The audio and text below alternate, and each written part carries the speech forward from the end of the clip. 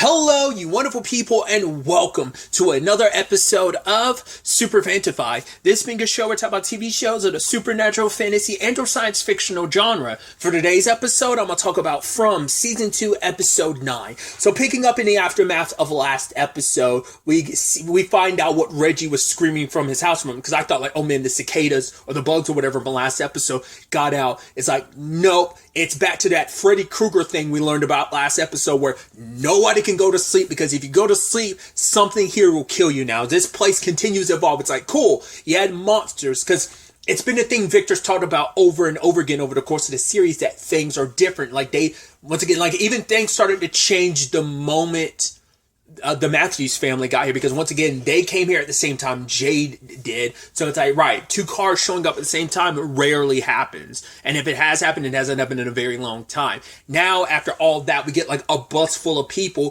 which one of those people ends up being Christy. Like, there's just too many coincidences, which plays into Jim's notion of, hey, this might all be like some experiment, but it does seem like this place is evolving and it is pushing more and more pressure points. And that's been my back and forth of, I don't know if Jim is right, because my thought last episode is, hey, maybe Jim's getting gaslit by this place. This place messes with you, and Jim is all about trying to figure things out logically, so the place is messing with us. Like, oh, no, go ahead, keep thinking something logical like that, and we'll string you along, and we're gaslighting you into believing that you're being gaslit. Which is like, by him thinking like, hey, this place is designed like this, it's him being gaslit, but he's actually being further gaslit because he's believing that he's figured it out, like this is some experiment, when in actuality it's not. It's just this place making him think it's an experiment. That's where I'm like, I just don't know. There's just so much we don't know. And now you add in, cool, you can't sleep or you're going to die, because Reggie found, like, I don't know if that was his girlfriend, his wife or whatever, but it's like, or just whoever, she died in her sleep. And we've seen elements of it last episode. Elgin went to sleep, almost drowned. Kenny got burned from the cicadas from his dream. And now, like, this woman was ripped apart. Like, so it's like, did she have a nightmare about the monsters? Well, because we know that the cicadas bust out of people's bodies. I mean, as we saw, it came out of the monster's body, but did it come out of her body as well? Reggie didn't see any cicadas, but now I'm wondering, does that correlate to later on in the episode with what's happening to Julie and what happened to Marielle? That I'm like, is there a connection there? Maybe even what ended up happening to Randall, which I think is interesting because 3 people are being afflicted later on, but technically, so it might not even be a Reggie's person. Like, she might not have counted as that. That might have been something else. Because there's so many threads to pull. First and foremost, Sarah brought up something really interesting where it's like, right, this place, I think Boyd suggested like, this place eats your fears or whatever. She's like, but what if that is the case? Because she's like, my brother Nathan was afraid of cicadas. He thought of them as monsters. So what if this place, when you die here, this place absorbs your fears and like makes them realize? You're like, interesting. Because I've never went down the cicada route until obviously they introduced them. I was going down by last season because of all the spiders and stuff. I'm like, oh, is this like, are we going to deal with like a spider that's a representation of like a djinn or something? Because I've seen in a video game, there's a spider monster referred to as a djinn. Jinns kind of typically get associated with like, genies. They're kind of in that same ballpark. So I was curious if there was going to be a correlation on that front of, these webs were like spider related, right? So, but now we're adding in like cicadas, then I'm like, okay, interesting. And if it is pulling from Nathan's fear, like, why specifically use that one in this man? Like, why now? Nathan's been dead since last season, so why hasn't this, like, if this was based on his fear, why hasn't it been brought up until now? Has it been using other people's fears or whatever to get to other people? Why didn't that come up during Sarah and Boyd's trip in the forest last season? I mean, it's like a thing of like, well, maybe the writers had written that far ahead in that regard, but it's still a thing of like, what would be the justification for why we're only seeing it now? Once again, it gets you thinking a lot.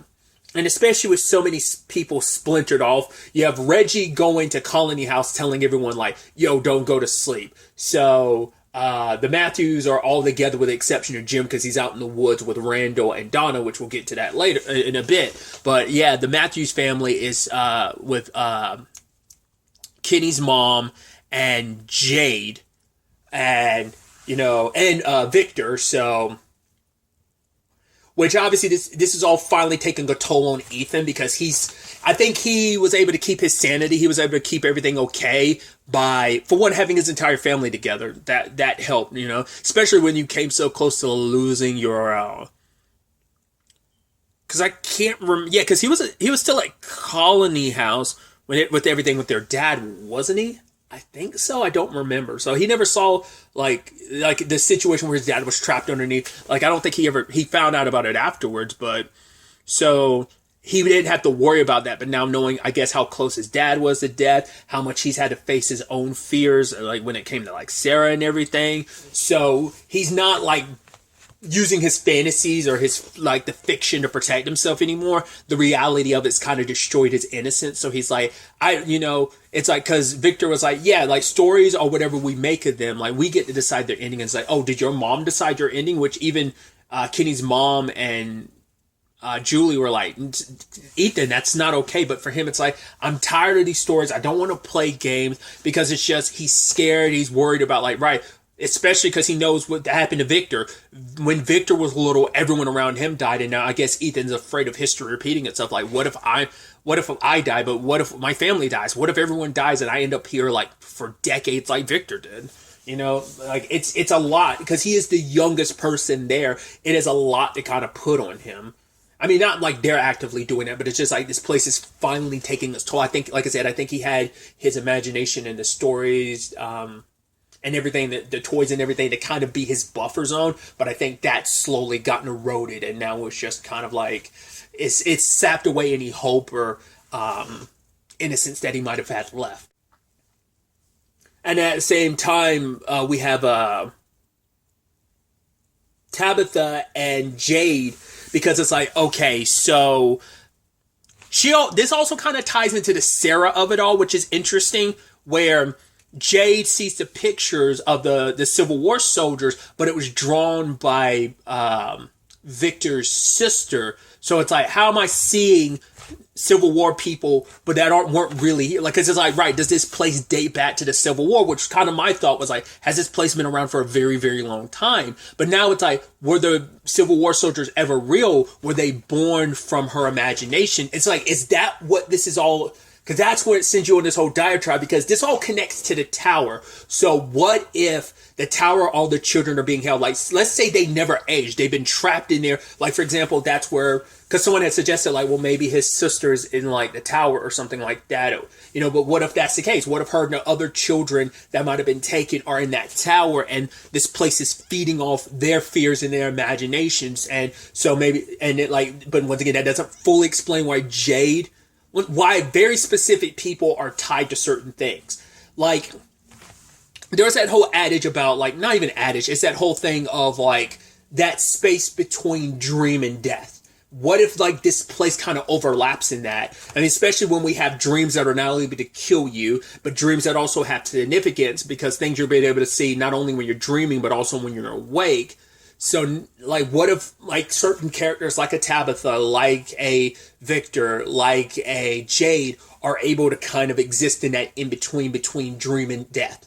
And that's where the visions come into place. Because I'd completely forgotten about the fact that Tabitha was like, oh yeah, I dreamed of, like, climbing the stairs of a tower. I was like, right, that did happen. Like, she said she's had that dream ever since she got here, but I think we only saw her have that dream one time, right? Like, last season. I don't think it's come up this season, not to my recollection. But I want to say it was like at least once last season. Maybe it was more than once and I just don't remember. But it's like, okay, so she definitely has a connection to the tower, and she's believing what Victor's mom said of, like, maybe this could be our out. Because the thought is like, all right, so, and this was my wondering too, is the tower that they're referencing the same tower as the one that Martin was in, the one that Boyd found? If that is the case, why is it that Boyd only saw Martin and no, like, kids or whatever? So my thinking is, because I kept being like, well, if Martin can't be one of the kids, because once again he was a Marine, so he was an adult or whatever going there. So maybe it isn't just kids. It seemed like it was the way Victor's mom made it sound. It seemed like it was just kids in the tower. So I don't know. So maybe I could be wrong, and maybe Boyd was only in a very specific section of the tower. Someone had wondered, like, oh, if this, like, when Boyd exited the tower, he came back to present day, which is the future, like that. I mean, it makes sense. Like, the tower's in the pocket dimension. I always think of pocket dimensions. I always think of, like, okay, this is an allocated space all on its own, but I forget a portion of that is space and time. So what if it's locked in a very specific point in time? So Boyd entered the tower at a point in time with only Martin in there, but not the kids. That's what I'm wondering. Or so maybe like the kids are in the tower at different points in time or something, like maybe further in the past, if that's how it works. But you would assume if it's like a pocket dimension, it'd all be on the same time. Like, could time really be different at certain points in this pocket dimension that is the tower? I mean, like maybe different doors lead to different, like, locked off time periods or something. Once again, it gets my brain rattling of all these, like, potential possibilities that maybe I'm heading in the right direction in some regards and completely off base in others. I have no idea. We catch up with the whole situation in the woods, which that ended up being glad that fiasco didn't turn into as big as I thought it was going to, because it's like, okay, Randall's like, yo, this is what I saw them disposing of the body. It's like, what is it, an animatronic? It's like, no, it's one of the monsters. Boyd killed it. And Jim's like, wait, what? And Randall's like, I think it just all stems from Randall's, like, paranoia. It's also because it's people who try to puff out their chest the most, who want to act brave, because he's overcompensating, because he's scared out of his mind. Like, I think maybe Randall's always been like, hey, I presented myself as a tough guy to hide my own fears and insecurities. Or maybe it's just like, yo, maybe Randall's just, I mean, maybe that fear is twisted. I mean, just, we see what this place can do. It can twist someone up like it did Sarah. So why wouldn't it play into, like, maybe something, whatever's there in Randall was always there, and this place just amplifies, like, the worst aspects in yourself. Or maybe, like, these negative traits in you, like, the traits or aspects about you that it can, like, take advantage of, like Sarah's desperation to go home. It took advantage of that. Jim needing to have a logical explanation for it to kind of, like, rationalize everything. Maybe this place is taking advantage of that. Randall's fear is maybe being taken advantage of in that regard. Like, some element to these characters, certain aspects of them are being amplified and used against them, you know?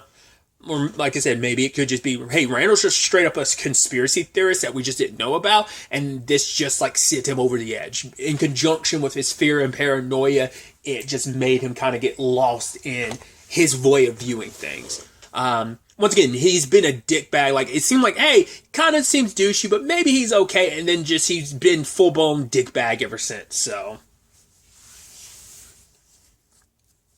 But Jim wanted to stop all this. Luckily, Boyd showed up when he did. I'm like, oh man, this could have gone severely bad. Because my thought last episode was, I was wondering whether Jim would buy into Randall's craziness, or whether he'd play along just to get Donna out of the situation. We didn't even have to get that far because Boyd showed up. They cut Donna free, and Randall, being the massive douchebag that he is, threw the keys in the woods. They already got a limited amount of time, so it's like, cool, we have to chill out in the van. It's like, which has already got to be traumatizing for Jim, because, hey, this is my first rodeo in this place. It's come back here. I've come back here again. To be fair, you don't have to worry about the fact is of the whole Ethan of it all, like, you know, made that situation even more dire, but it's not as bad, but still. So, Randall gets handcuffed, told to sit down and shut up, but he won't because he can't help himself. So now they're testing out the bullets, from which we've seen they don't work. So it seems like to kill these things, you can't, like, it seems like they might be a one and done. Like I said, if it worked the way we think it does. Like I said, there's still the possibility that's, like, the fact is that Ellis was back up and being like, oh yeah, I felt fine, I feel great. And the pain he was feeling beforehand, I was like, oh, maybe it's just, you know, everything that happened with the gunshot wound, but like, maybe it could be like, maybe there was those bugs in your dad's blood, and maybe it's getting rid of them, it's not that easy. I mean, maybe they're fully out of his blood, or maybe because of what he did, like, it takes a while for them to come back, but maybe they're still so ingrained in your blood that, once again, maybe he passed on to Ellis. But yeah, from what we've seen, the bio doesn't do the same thing. It seems like you need those bugs. So you killed one, and it doesn't seem like we're able to replicate that. Not unless you get the bugs again. You have to find out where they come from. Or the worms, but it's also interesting considering like the cicadas of it all. Like I don't think those are correlated and connected. I think those are two separate things. I don't know. Because it's like, yeah, the bio-covered bullets didn't work. Not unless it needs to be... But you would think getting shot, it would still go into the blood system regardless. Like, it may... I don't know.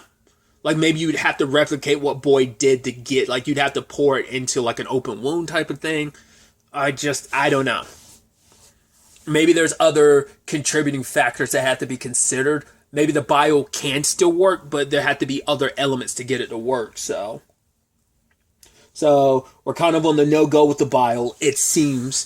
Because the monster previously in episode 6 had a pretty fast reaction. Boyd shot of those things like multiple times. Didn't seem like it did anything. So, there's that. Him, Donna, Jim, and Randall all heard the music box. I was like, is it actually here? But it's like, no, it was playing over the radio. Which is like... interesting, because that also plays into that nursery rhyme or whatever that they were that's kind of being replicated over and over again. Like Reggie, the woman that died, as in like the woman that's connected to Reggie. That's what I'm trying to say. She was saying that same thing over and over again, which Kenny heard that on the phone last episode in his dream. So. Their significance, because that's all tied into the music box. It's like, right, you gotta not let the music box play. And like, everyone keeps letting it play to completion pretty much. And I think I threw it out there last episode. I'm wondering, I keep correlating it to Bleach, where it's like, right, Ichigo's the only one that can beat Aizen. Why? Because he's the only person that's never seen Aizen's Bankai. So maybe it's a thing of, once you've heard it, you're fucked. Like, it's forever, you're trapped in whatever this place does to you, whatever the music is doing to you, you're trapped. And I don't know if there's anything to that. Randall being on his own. I thought it was interesting when Boyd was like, hey, you could go out there and shoot, you want to act tough, but that doesn't end up happening. Randall got out and ran and ended up proceeding to get caught by the cicadas, which, like I said, is interesting because it happens to Marielle, and it also happens to Julie. So the whole thing about like there's something in that rhyme about 3, and like we see it happen to 3 people.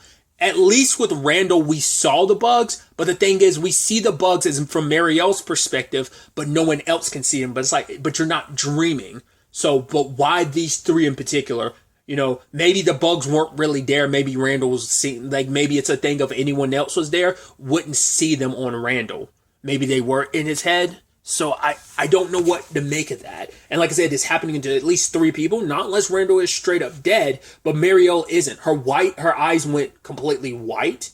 Like there's a haze over her eyes. Like her eyes are cloudy, but it seems like she's still breathing. And now it seems like Julie's going through the same thing.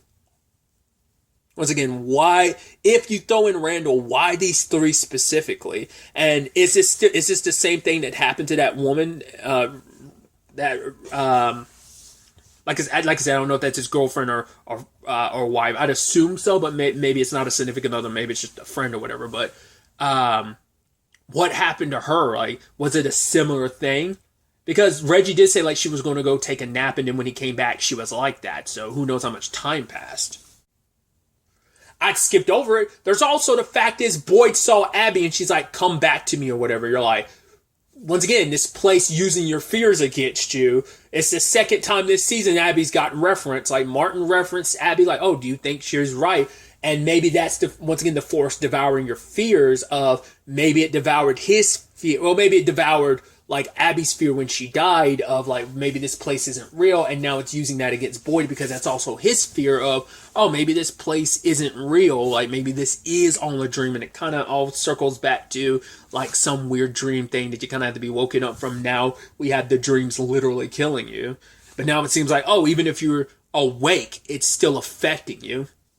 I thought it was interesting too when Ellis kind of was worried, hey, the baby kind of sleeps, so shouldn't that be a concern of ours? And even like, hey, maybe the baby's going to come out with claws and everything. Which is funny because we know Fatima had the same fear of, not that exact fear, but okay, this place never does anything good. So she's paranoid about it, and maybe she shared those those fears with Ellis, but or maybe because of talking to Donna, she didn't share those fears with Ellis, but he just separately got them on his own of like, yeah, like how can I, like any other place, Fatima being pregnant would be a great thing, but not this place.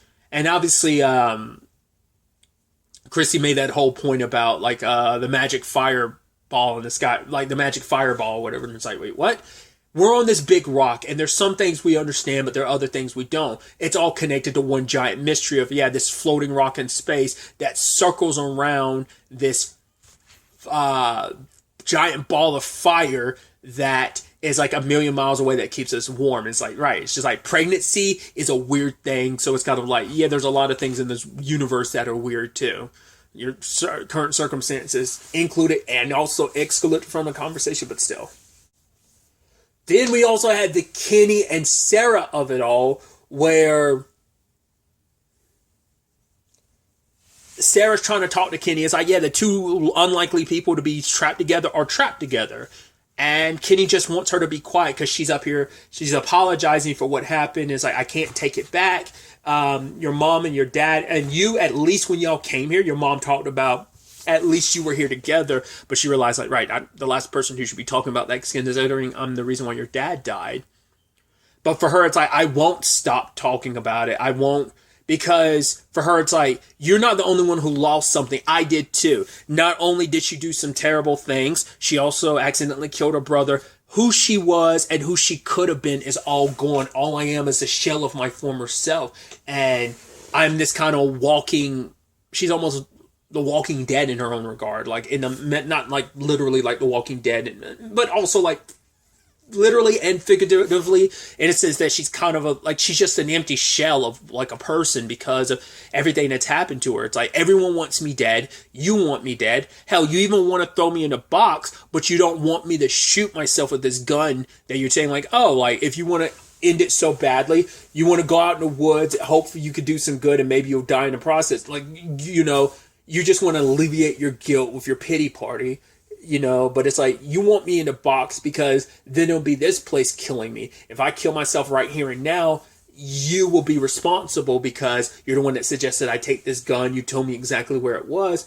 And because it would have been a situation of, at least this is something within your power to stop. And maybe that's the justification for the box in the first place. It's like, right, someone needs to be punished for something severe that they did, but that way no one has to have it. It's the same thing as an executioner to some extent, where like the executioners would wear a mask because that way no one knows who it is. That's not the best description. It's the best example would be like a firing squad. I don't know how true this is, but I've heard that, you know, with a firing squad, there are not, I don't know if they're blanks. I'd assume there are blanks and then there are real bullets. And one person, it might not be the firing squad. It might be like I don't know if it's an electric chair, but like some forms of execution, you have one person who's actually the person who has in this case, you're the person with the real switch, or you're the person with the real bullet, but everyone fires or pulls the switch at the same time, so no one knows who actually dealt the killing blow. It's not the best metaphor, but I hope you get what I'm saying, where it's just like, right, you don't have to be directly responsible because you're going to chalk it up to, hey, this place killed her. And she's going to leave it up to fate. And she was like, let's see if this place wants me dead or not. Put 2 bullets in the chamber, like spun it, and pulled the trigger twice and didn't die. But Kenny took the gun, and it's like, I mean, understandably, like, she's kind of lost everything. She doesn't want to be alive. Everyone wants her dead. It's like, why don't I do everyone a favor? And Kenny's me like, what the hell is wrong with you? It's like, well, what do you expect, Kenny? Like, it's understandable why she'd, you know, be in that situation. You're also the one that gave her the idea, so she doesn't have, in her mind, it's like she doesn't have much to live for anymore. Because it's like, no matter what she does, no one is ever going to fully forgive her for everything that she did, and she can never forgive herself for what she did. She does everything I think she can to, she's thinking about it probably all the time, and she tries to mitigate that as much as possible, but that pain and everything is something she's drowning in, and I'm sure this place is taking it. Like, it seems like this place kind of hasn't bothered with her since then. Ever since the Ethan situation, it kind of left her alone.